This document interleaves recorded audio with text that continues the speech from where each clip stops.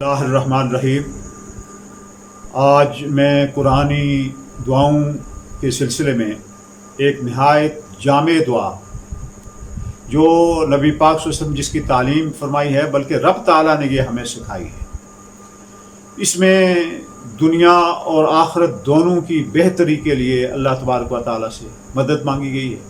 اللہ تعالیٰ سے یہ دعا کی گئی ہے کہ اللہ میری دنیا بھی حسین اور خوبصورت کر، مجھے دنیا میں بلائی عطا کر، مجھے آخرت میں بھی بلائی عطا کر، اور مجھے اس جہنم کے عذاب سے بچا جو 1000 سال تک جس کو جلا کیا گیا، اس کو پھر وہ سیاہ ہوئی، پھر وہ پہلے وہ سرخ ہوئی، سفید ہوئی، پھر وہ جناب سیاہ ہوئی۔ اے اللہ تعالیٰ اس عذاب جہنم سے مجھے بچا۔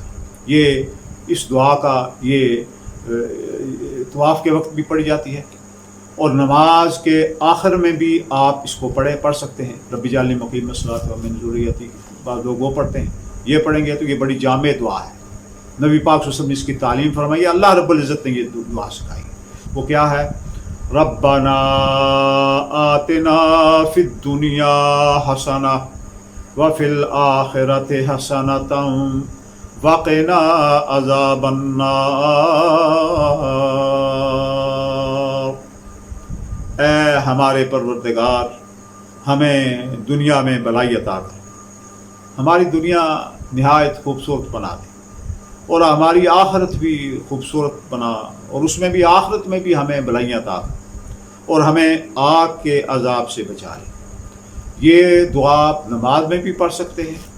نماز کے علاوہ جتنی مرتبہ آپ چاہیں، 7 مرتبہ چاہیں، 11 مرتبہ چاہیں، کم سے کم 7 مرتبہ بھی اگر آپ پڑھیں گے تو انشاءاللہ اس کے برکات سے مالا مال ہوں گے۔ اللہ دنیا اور آخرت کی آپ کو نعمتیں عطا فرمائے گا اور دنیا آخرت میں کامیابیوں سے نوازے گا۔